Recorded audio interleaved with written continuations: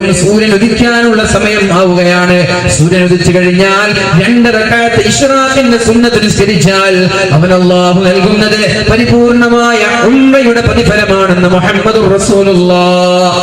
സുബ്ഹി നിസ്കാരം ജമാഅത്തായി നിർവഹിച്ച് വീട്ടിൽ പോയി കിടന്നുറങ്ങാതെ അല്ലാഹുവിന്റെ ദിക്റിൽ മുഴുകിയ ആളുകൾ, സൂര്യൻ ഉദിക്കുന്നത് വരെ ദിക്റിലും സ്വലാത്തിലും മുഴുകിയ ആളുകൾ സൂര്യൻ ഉദിച്ച ഉടനെ 2 റക്അത്ത് ഇശ്റാഖിന്റെ സുന്നത്ത് നിസ്കരിച്ചാൽ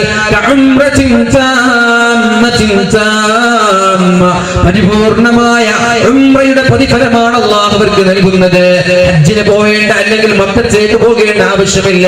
പാസ്പോർട്ടിന്റെയോ വിസയുടെയോ സാമ്പത്തികമായി 5 പൈസ പോലും ചെലവഴിക്കാതെ കഅബയുടെ ചുറ്റും തവാഫ് ചെയ്യാതെ സഅയ് ചെയ്യാതെ അല്ലാഹു റബ്ബ് സുബ്ഹാനഹു വ തആല പരിപൂർണമായ ഉംറയുടെ പ്രതിഫലം ദിവസവും സമ്പാദിക്കാനുള്ള ഒരു അവസരം നമ്മൾക്ക് നൽകുകയാണ്. നഷ്ടപ്പെടുത്തരുത് എന്റെ ചെറുപ്പക്കാരന്റെ സഹോദരങ്ങളെ. അല്ലാഹു തൗഫീഖ് ചെയ്യട്ടെ. ഇനി പെണ്ണുങ്ങളാണെങ്കിൽ വീട്ടിൽ വെച്ച് സുബഹി നിസ്കാരം കഴിഞ്ഞാൽ എണീറ്റ് വീട്ടിലേക്ക് പോയി കിടന്നുറങ്ങരുത്. നേരെ കിച്ചണിലേക്ക് പോകുന്നതിന് പകരം നമ്മൾക്ക് പരിശുദ്ധമായ ഖുർആൻ എടുത്ത് പാരായണം ചെയ്യാം. നമ്മൾക്ക് ഇസ്തിഗ്ഫാർ ചെല്ലാം, സ്വലാത്ത് ചെല്ലാം സൂര്യൻ ഉദിക്കുന്നത് വരെ. സൂര്യൻ ഉദിച്ചാൽ 2 റക്അത്ത് ഇശ്റാഖ് നിസ്കരിച്ച് പിന്നെയാവാം കിച്ചണിലേക്ക് പോകുന്നത്, പിന്നെയാവാം ഉറങ്ങാൻ പോകുന്നത്. ആ ബറക്കത്തായ സമയം ഒരിക്കലും നഷ്ടപ്പെടുത്തല്ല.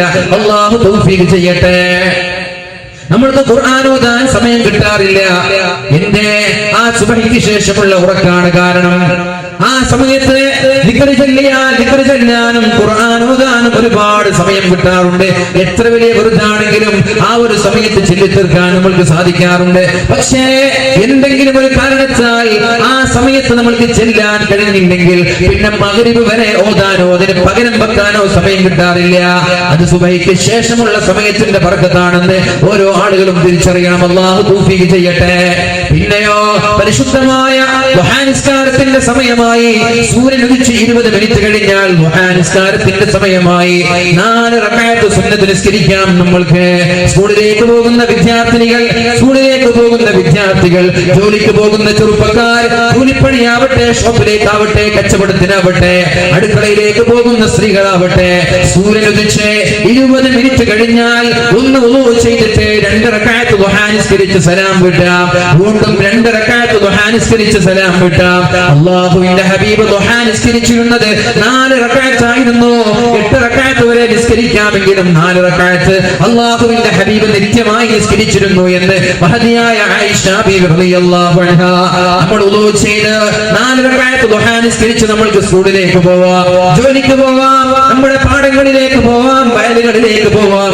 നമ്മൾ എവിടെയാണോ പോകാൻ ഉദ്ദേശിക്കുന്നത് ആ 4 റക്അത്ത് ദുഹാ നിസ്കരിച്ചിട്ട് നമ്മൾക്ക് പോവാം. എന്നാൽ നമ്മുടെ ഓരോ സന്ധികൾക്ക് പകരം അല്ലാഹു നമ്മൾക്ക് നൽകിയ നിഅമത്തുകൾക്ക് പകരം സദഖ ചെയ്തതിന്റെ പ്രതിഫലമാണ് അല്ലാഹു നമ്മൾക്ക് നൽകുന്നത്.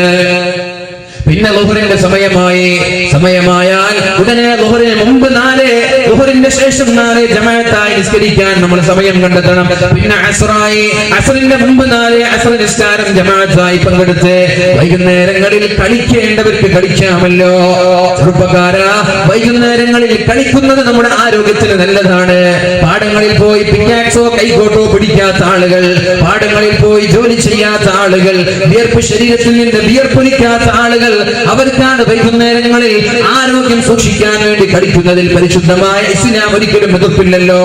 അല്ലാഹുവിന്റെ ഹബീബായ മുഹമ്മദുർ റസൂലുള്ളാഹി സ്വല്ലല്ലാഹു അലൈഹി വസല്ലം പഠിപ്പിക്കുന്നുണ്ട്, അൽ മുഅ്മിനുൽ ഖവിയ്യു ഖൈറുൻ വ അഹബ്ബു ഇലല്ലാഹി മിനൽ മുഅ്മിനിൽ ളഈഫ്. അല്ലാഹുവിന് ഏറ്റവും ഇഷ്ടമുള്ളത് ബലഹീനനായ, ശക്തിയില്ലാത്ത, ആരോഗ്യമില്ലാത്ത സത്യവിശ്വാസിയേക്കാൾ അല്ലാഹു ഇഷ്ടപ്പെടുന്നത് നല്ല ആരോഗ്യമുള്ള, നല്ല ബോഡി ഫിറ്റ്നസ് ഉള്ള മുഅ്മിനിനെയാണ്. അവനാണ് ഖൈർ എന്ന് മുഹമ്മദുർ റസൂലുള്ളാഹ്. പരിശുദ്ധ റസൂലുള്ളാഹി സ്വല്ലല്ലാഹു അലൈഹി വസല്ലം തങ്ങൾ പഠിപ്പിക്കുകയാണ്, ശരീരം അനങ്ങാതെ ചിക്കനും മറ്റുള്ള വിഭവങ്ങളും കഴിച്ച് ശരീരത്തിലേക്ക് കൊളസ്ട്രോൾ കയറി, ഫാറ്റ് കൂടി, ദുർമേധസ് കൂടി, ഷുഗർ കൂടി, പിന്നെ 40 വയസ്സായാൽ ഭക്ഷണം കഴിക്കാൻ കഴിയുന്നില്ല, മുട്ടുമടക്കാൻ കഴിയുന്നില്ല, ഇരുന്നാൽ ഇരിക്കാൻ കഴിയുന്നില്ല. അപ്പൊ എന്താണ് സംഭവിക്കുന്നത്? നമ്മുടെ ആരോഗ്യത്തെ അത് ബാധിക്കുകയാണല്ലോ. നമ്മുടെ ആരോഗ്യത്തെ അത് ബാധിക്കുകയാണ്. ചെറുപ്പത്തിൽ അധ്വാനിക്കാത്തത് നമ്മുടെ വാർദ്ധക്യത്തെ ബാധിക്കുകയും ആ സമയത്ത് ഇബാദത്ത് എടുക്കാൻ നമ്മൾക്ക് സാധിക്കാതെ വരികയും ചെയ്യുന്നുണ്ട്. അതുകൊണ്ട് നമ്മുടെ വാർദ്ധക്യകാലത്ത് ആരോഗ്യത്തിന് വേണ്ടി വ്യായാമം ചെയ്യുന്നത് പരിശുദ്ധമായ ഇസ്ലാം പ്രോത്സാഹിപ്പിക്കുന്ന വിഷയം തന്നെയാണ്. ഒരു മഗ്രിബ് വരെ പക്ഷേ ഹാഫ് ട്രൗസർ ഇട്ടുകൊണ്ട് നമ്മുടെ ഔറത്ത് മറക്കാതെ ഒപ്പിന് മുകളിലുള്ള ട്രൗസർ ധരിച്ച് കളിക്കുന്നത് ഹറാമാണ്. ഔറത്ത് ഒഴിവാക്കരുത്. ഇതൊരു പക്ഷേ നിങ്ങൾക്ക് വിചിത്രമായി തോന്നിയേക്കാം. ചില ആളുകൾക്ക് ഇത് ധരിച്ചില്ല എന്ന് വരാ.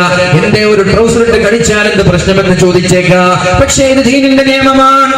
ഇത് ദീനിന്റെ നിയമമാണ്. തള്ളേണ്ടവർക്ക് തള്ളാം, കൊള്ളേണ്ടവർക്ക് കൊള്ളാം.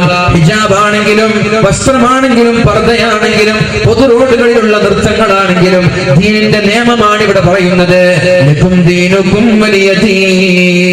ഒരാൾക്ക് ഇത് അംഗീകരിക്കാൻ താല്പര്യമില്ലെങ്കിൽ അവർ അംഗീകരിക്കേണ്ടതില്ല. ഒരാളെയും നിർബന്ധിച്ച് പർദ്ദ ധരിക്കണമെന്ന് ഇസ്ലാം പറയുന്നില്ല. ഒരാളും നിർബന്ധിച്ച് ഹിജാബ് ധരിക്കണമെന്ന് ഇസ്ലാം പറയുന്നില്ല. പക്ഷേ പരിശുദ്ധമായ ഇസ്ലാമിന്റെ നിയമങ്ങൾ ഇങ്ങനെയാണ്. ഇത് സമൂഹത്തിന് ജനങ്ങൾ ആലിമീങ്ങൾ പഠിപ്പിച്ചുകൊണ്ടേയിരിക്കും. വേണമെങ്കിൽ ഉൾക്കൊള്ളാം, അല്ലെങ്കിൽ തള്ളിക്കളയാം. ലക്കും ദീനുക്കും വലിയ ദീൻ. പിന്നെ നിങ്ങൾക്ക് നിങ്ങളുടെ ഇഷ്ടമായി. ഇസ്ലാമിനെതിരെ കുതിര കയറാൻ വരണ്ട, ഇസ്ലാമിനെതിരെ തെറി വിളിക്കാൻ വരണ്ട. ഇസ്ലാമിന്റെ നിയമം ഇതാണ്. ലാ ഇക്റാഹ ഫിദ്ദീൻ. പക്ഷേ പരിശുദ്ധമായ ഇസ്ലാം ഒരാളെയും ബലാത്കാരമായി നിർബന്ധമായി നിങ്ങളത് ചെയ്തേ പറ്റൂ എന്ന് ഇസ്ലാം പറയുന്നില്ല. ഇസ്ലാമിന്റെ നിയമം ഇങ്ങനെയാണ്. നിങ്ങൾ ആഖിറത്തെ കുറിച്ച് ആലോചിക്കുന്ന ആളുകളാണെങ്കിൽ, നാളെ രക്ഷപ്പെടണമെന്ന് ആഗ്രഹിക്കുന്ന ആളുകളാണെങ്കിൽ നിങ്ങൾക്ക് ഇഷ്ടമുള്ളത് നിങ്ങൾക്ക് തെരഞ്ഞെടുക്കാമെന്ന് പരിശുദ്ധ റസൂലുള്ളാഹി സ്വല്ലല്ലാഹു അലൈഹി വസല്ലം. അതാണ് അല്ലാഹുവിന്റെ ഹബീബ് പറഞ്ഞത്. അൽ കൈസു, ബുദ്ധിമാൻ എന്ന് പറയുന്നത്, ബുദ്ധിമാൻ എന്ന് പറയുന്നത് തന്റെ കുതന്ത്രങ്ങൾ കൊണ്ട്, തന്റെ ബുദ്ധിവൈഭവം കൊണ്ട് ഒരുപാട് ബിസിനസ് സാമ്രാജ്യങ്ങൾ പടുത്തുയർത്തി വലിയ കോടീശ്വരനായി മാറിയവനല്ല ബുദ്ധിമാൻ. പ്ലസ്ടുവിനും എസ്എസ്എൽസിക്കും ഡിഗ്രിക്കും പിജിക്കും ഒക്കെ ഉന്നതമായ മാർക്ക് വാങ്ങിച്ചവനല്ല ബുദ്ധിമാൻ. ബുദ്ധിമാൻ എന്ന് പറയുന്നത്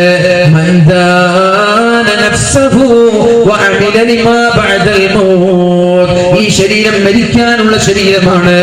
ഒരു 60 വയസ്സ് കഴിഞ്ഞാൽ ഇതിന്റെ ആരോഗ്യം രക്ഷിക്കാനുള്ളതാണ്. എങ്ങനെയാണോ എന്റെ ചെറുപ്പത്തിൽ ഞാൻ ജീവിച്ചത്, നടക്കാൻ കഴിയാതെ ഇരിക്കാൻ കഴിയാതെ എന്റെ കാഷ്ടവും എന്റെ വിസർജ്യങ്ങളും ഉമ്മ എടുത്തതുപോലെ ഞാൻ വയസ്സായാൽ എന്റെ വിസർജ്യങ്ങൾ എടുക്കുന്നത് എന്റെ മക്കളാണ്. എന്റെ മുഖം ചുളിയാൻ പോകുന്നുണ്ട്. എത്ര പൊതുനിരത്തിലിറങ്ങി പൊതു റോഡിലിറങ്ങി നൃത്തം വെച്ചാലും പൊന്നുമോളെ ഒരു 2, 3, 4 വർഷം കഴിഞ്ഞാൽ നിന്റെ മുഖം ചുളിയാൻ പോവുകയാണ്. നിന്നെ കണ്ടാൽ ആളുകൾ മൈൻഡ് ചെയ്യാത്തൊരു കാലം നിനക്ക് വരാൻ പോകുന്നുണ്ട്. ആ സമയത്ത് വിരൽ കടിച്ചിട്ട് എന്ത് കാര്യമാണുള്ളത്? പരസ്യമായി ദീനിനെ വെല്ലുവിളിച്ച്, പരസ്യമായി അല്ലാഹുവിനെ വെല്ലുവിളിച്ച്, വളരെ ബോധപൂർവം തോന്നിവാസങ്ങൾ ചെയ്തിട്ട് നിനക്കൊരിക്കലും ആരോഗ്യം നഷ്ടപ്പെടുന്ന ഒരു കാലം, നിന്റെ കൂടെ ആളുകൾ നിനക്ക് വേണ്ടി സപ്പോർട്ട് ചെയ്യാത്തൊരു കാലം വന്നാൽ അപ്പോഴായിരിക്കും നീ ഖേദിക്കുന്നത്. ഏതായാലും ബുദ്ധിമാന്റെ ലക്ഷണം എന്ന് പറയുന്നത് അൽ കയ്യിസു, ബുദ്ധിമാൻ മൻ കാന നഫ്സഹു വഅമില ലിമാ ബഅദൽ മൗത്. സ്വന്തം ശരീരത്തെ നിയന്ത്രിച്ച് എനിക്ക് ആഖിറത്തിലല്ലേ രക്ഷപ്പെടേണ്ടത്, ഇവിടെയല്ലല്ലോ. ഇവിടെ അല്പം ശരീരം മറച്ചു നടന്നാൽ എന്താ, ഇവിടെ കണ്ണ് നിയന്ത്രിച്ചാൽ എന്താ, ചെവി നിയന്ത്രിച്ചാൽ എന്താ, ഇവിടെ ഹറാം ചെയ്യാതെ ജീവിച്ചാൽ എന്താ, എനിക്ക് ആഖിറത്തിലല്ലേ രക്ഷപ്പെടേണ്ടത്, നാളെ ആഖിറത്തിൽ രക്ഷപ്പെടണമല്ലോ എന്ന ചിന്തയോടെ ആഖിറത്തെ കുറിച്ച് ചിന്തിക്കുന്നവനാണ് ബുദ്ധിമാൻ. ബുദ്ധി എന്ന് പറയുന്നത് ഇവിടുത്തെ കാലലാഭം നോക്കുന്നവനാണ്. 4-5 ആളുകൾ സോഷ്യൽ മീഡിയകളിലൂടെ നമ്മൾക്ക് സപ്പോർട്ട് ചെയ്യുമ്പോ ചില തോന്നിവാസികളായ ചാനലിന്റെ ആളുകൾ, ചാനലിന്റെ അവതാരകർ നിങ്ങൾക്ക് വേണ്ടി ശബ്ദിക്കുമ്പോ ഞാൻ ഭയങ്കര സംഭവമാണെന്ന് വിചാരിച്ച് പരസ്യമായി തോന്നിവാസങ്ങൾ വിളിച്ചു പറയുന്നത് ബുദ്ധിയല്ല, അത് വിഡ്ഢിത്തരത്തിന്റെ ലക്ഷണമാണെന്ന് തിരിച്ചറിയണേ.